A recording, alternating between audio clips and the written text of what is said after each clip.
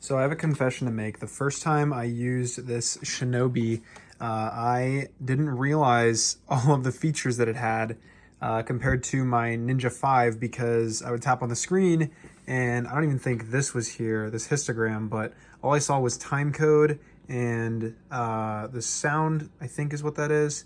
And I tapped here and all it is these settings here for audio, battery, and just some info.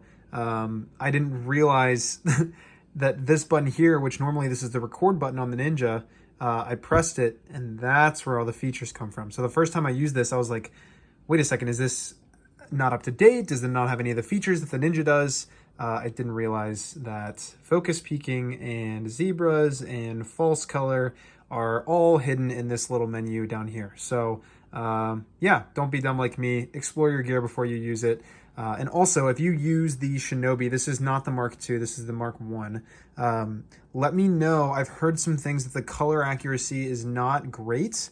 I guess I could compare it to, although I don't think the color accuracy on this stock Sony monitor would be amazing anyways, either. But let me know what your thoughts are on the color of this monitor, and if you have fixed it. Like if you don't like it and you fixed it, let me know what a common fix is to the color on this monitor. And then another thing I wanted to show you guys is this. I just picked this up. It's a 4 terabyte M.2 SSD. I have a few storage things. I have a 2.5 terabytes built into my computer, one of which is a 500 gig M.2 SSD, and then a 2 terabyte hard drive. And then I've got a few external drives. One's a 6 terabyte hard drive, and one is a 2 terabyte external SSD, one of the SanDisk ones. I needed more storage. This thing has some beefy codecs, and I just have been running out. So I bought this for B&H. I think it was on sale. And yeah, I just need more storage. So this will be a lot faster. I'll be able to edit off of this, which is great because right now I've been editing off of an external SSD. So I'm hoping this will be a lot faster and just more efficient, and it's got a lot more storage. So another great pickup, and hopefully the last one I'll be doing for a while because this is an expensive job. But again, I'm slowly picking things up, and I've got a really solid kit. So with this camera, the FX6, and all the accessories, and now I've got storage for it. So I'll probably end up buying more things, but you know, this is an optimistic. This is the optimistic side of myself, speaking that this might be the last thing I buy for a little while. I spent the morning at one of the churches I'm involved with, the one I am employed part-time for. I was doing some design stuff for them to set up for our new sermon series that's going to be for Christmas, and then had a meeting, which was really great. And then I do have work tonight with another church. This is the mega church that's got the REs that they shoot on.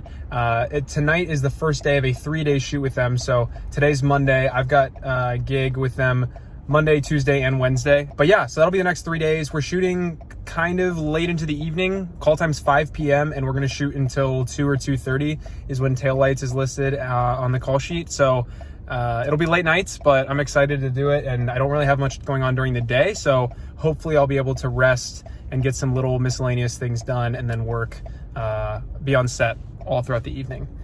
So once again, I didn't really get a chance on this set to get a lot of vlogging content as much as I did just behind the scenes. But this was our first location. It's a really cool alleyway, kind of near downtown Cincinnati, but not fully in it. We did a couple things to light up this alleyway. You can kind of see the monitor here. This was about halfway through our lighting process. So you can see the big thing we had was an ARRI sky panel. I don't know, do you guys pronounce it ARRI or ARRI?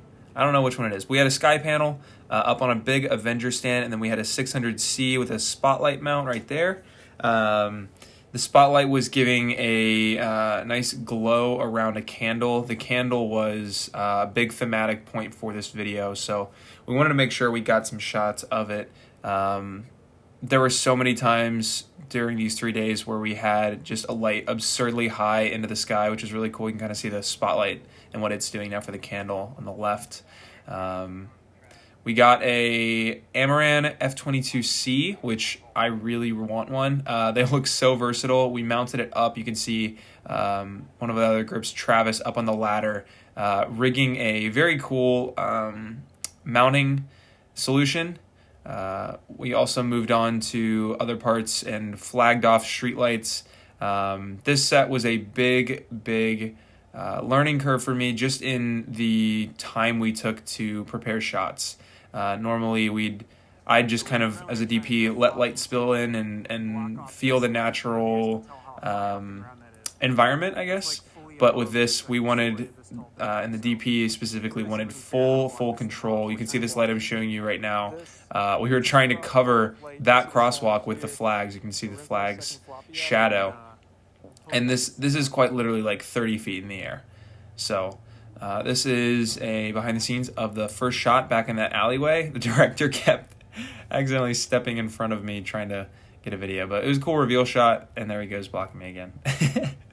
But yeah, it was a cool reveal shot of the candle, and I think it turned out great. We had a good steady cam op for the whole first day, so it was cool. Each of the days had kind of their own gear that we were on. The first one was on Steadicam. The second day was mostly on dolly, and then the third day was some handheld mixed with sticks.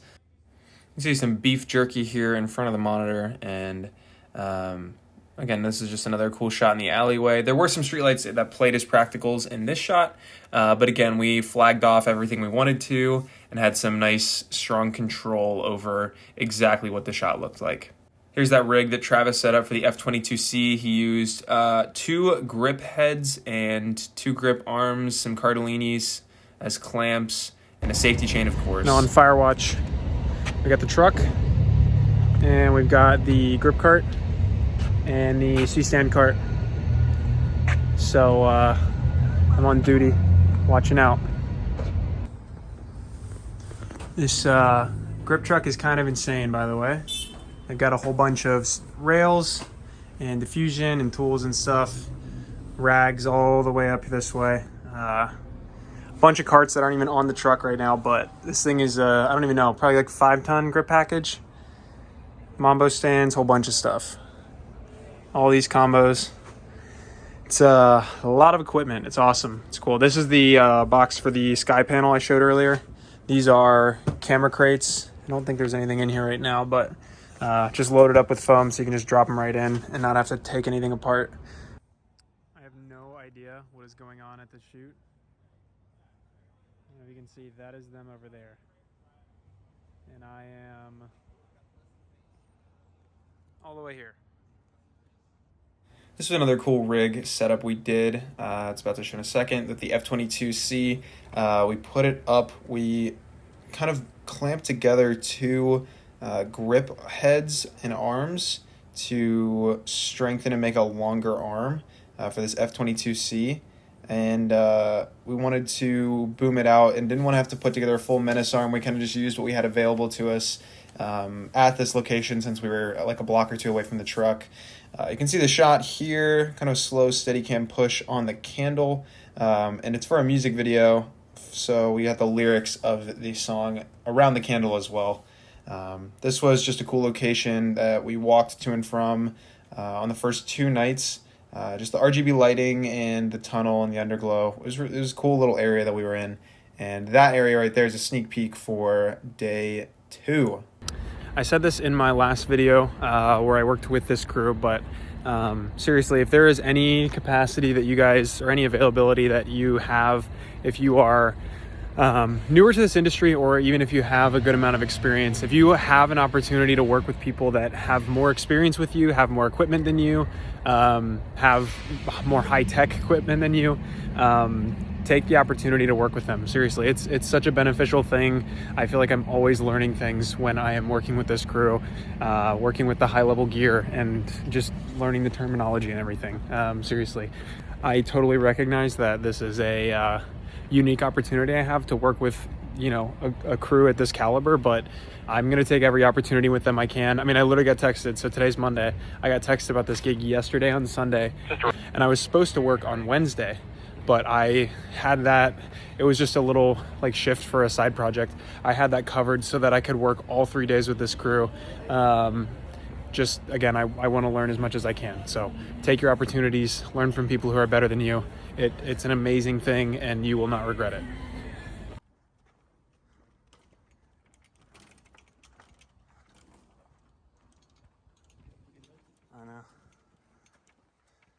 That last clip was the one of the other grip and I rolling the sky panel through the street because it wouldn't fit on the sidewalk underneath that RGB tunnel that I showed you guys earlier.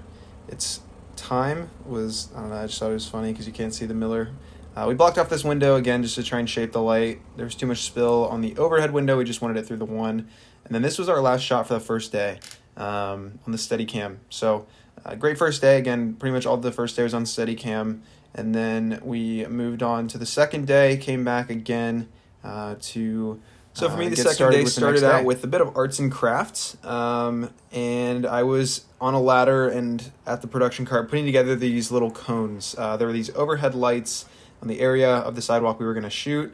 And they wanted to shape them a little bit and control them. So I put some cinefoil on the two edge ones. There were 5 lights total. And then I built these little cones out of cinefoil and put, I believe, opaline on the bottom to soften up the light, basically just diffuse it and keep it a little bit nicer and gradual of a fall off onto the wall. You can kind of see the location here. We got the, that's a Gemini up on a stand. We had the sky panel across the street. We had some cool RGB signage in the window. Again, these are lyrics of the music video that we kind of incorporated into the visuals, which I thought was a really cool touch. You can see here's kind of a setup of the first shot that we got and kind of moved on. Again, most of today was on dolly, so we were setting up dolly track a lot of the day and moving it around and leveling it, which is always a good experience just because it's not something I'm super experienced with. You can see a little bit of a practice rehearsal right here for the camera movement, and then right here is what the shot ended up looking like. Once they started the move, just kind of passing by, we had some background actors walking in front just to create a little bit of motion in the shot, as well as the dolly, and they kind of walked at a faster speed to pass the dolly. Later into the evening, the fog started to get a little bit crazy. It was a super cool aesthetic. We didn't really use it much, but just like, and as a working condition, it was a really cool place to be. You can kind of see the push-in shot that we got, and we were getting some shots from across the window as well. I really like that shot looking into the window of the restaurant. And then we moved inside the restaurant, which this is actually not a real restaurant. This was just a working space that someone had available that the set deck turned into a restaurant with the booths and the tables. It was funny. Every single person that we had as extras and backgrounds all had the exact same meal. It was all just a cheeseburger and fries. You can see one of the shots we set up here, once again with the candle, kind of a thematic thing, which was a really cool through line. We just got to lunch on day 2. Look how foggy it is. I hope this is showing up for you guys. This is insane. I mean, it looks sweet. Kind of scary, but this is, what do they call this? Liminal vibes? Is that what it's called? Liminal spaces. It's kind of sick. So that secret location I mentioned as I was walking under the RGB tunnel, this was that location. So we shot a 1200D through the chain link fence and through some foliage to get some nice texture on this wall. For this shot, we also had a couple other lights, just kind of giving some extra fill, and then we shot this on the dolly. So very cool shot, very cool location, and I really loved the end. This was the end of day 2, and this was like probably 1:30 at this point by the time we started shooting here. So I was exhausted, I was ready to go home, but it was a very cool experience to get this shot. And the drive home was insanely foggy. Again, I hope this is playing on my phone and on your screen as much as it was in my eyes, and it got even more foggy than this. It got to the point where I couldn't see more than like not 20 feet, but like 20 yards in front of me. So I took the drive very slow, and it was very spooky and very scary, but it was actually like very cool at the same time. Day 3 was, we started at the skate park and got some cool shots of this bowl right here. We set up a whole bunch of lights. We got a 1200D. You can see the Gemini panel right now there. And then we got the RE Sky panel up in the air again on the Avengers stand. We eventually moved and set up some lights in the back corner. We got a 1200D pretty far away, giving some splash on the backdrop. And then we brought a 600C up as well. And both of those were just using the generic cones to throw light onto the background and just kind of give some extra fill and some texture to this shot. The pure amount of lights we used for this shot was kind of crazy. We brought out a 300X. Once again on a combo stand, just so high in the air, and we put a Lico mount on it, a spotlight, to kind of shape it into this texture. We wanted just a splash of light on the word light, as well as a little bit of glow on that candle. So you can kind of see us trying to fine tune that texture to see where exactly that spot's going to land. And I think it played pretty well. This was a really cool shot. We had you can see a little work light as a practical in the shot in the top left of the frame as well. And the 300X, actually no, this was Travis's 1200X, I believe. And we bounced it off of a bounce board to get that soft circular glow on the, the Storm 1200X, to bounce it onto the candle. You can see right there the bounce. You can see right there the glow that it puts on the candle, just to amplify the glow of the flame. This dude right here was actually our first AC for the day, Fabio, but he also doubled as our skater talent for this shot. So we wanted to get some shots of him kind of skating right below the lyrics and then skating through the lyrics, just to amplify and get some motion in the shot. Again, I think it turned out really, really cool. The camera was up on a ladder on a hi-hat, which was very terrifying. We ratchet strapped it down just for security, but you can see how cool everything turned out. He did go higher, which was really cool, but it was a cool shot to just get that skating and that motion in there. Day 3 was a shorter day, luckily. We moved to our last location of the night, which was this little bus stop right in front of a White Castle. It was funny. I think we kept the White Castle logo out of frame for the most part, but this bus stop turned out really cool. I like the vibe it had going on. We had a few different shots with a few different lyrics to pop off, and then we actually ended up ending the night with White Castle. I thought that the production managers were joking when they said that was what dinner was going to be, / lunch, whatever. But that was genuinely what we had to eat, was White Castle at the end of the shoot. That's a wrap. 3-day shoot. I think it went great. It was, again, just always good opportunity to learn from a crew that works at such a high level. I'm normally a person that, again, just like kind of is in this rush always, and it was so cool to see them slow down, really fine tune so many things in the shots. I'm someone who always wants to learn and just be a sponge and absorb and get as good as I can at as many things as I can, especially when it comes to my craft and my work and the thing that I love doing. So just getting to watch a crew that works at a high level, that works with great equipment, and that does all the right things the right ways is an awesome thing to see. So again, like I said, take your opportunities to learn from people who are better than you, who do things at a higher level than you. It can be intimidating at times, but just, again, embrace it, be a sponge, soak it up, and learn, and know that I will preface by saying that most of the people out there that are, kind human beings want to help you succeed. They've been you in the past. They've been the one wanting to learn. And so ask questions, be a sponge, absorb, do all the things. It'll help you in the long run. And it's so much better than just, thinking you know everything, trying to do it all yourself. And it's an awesome thing. I actually have a 2-day shoot tomorrow that I will hopefully also be vlogging, at the very least doing some BTS video voiceover like I have been. So yeah. Look out for that coming soon, and hopefully this video gets out sometime in the near future. And look out for that other vlog coming soon as well. I'll see you guys on the next one.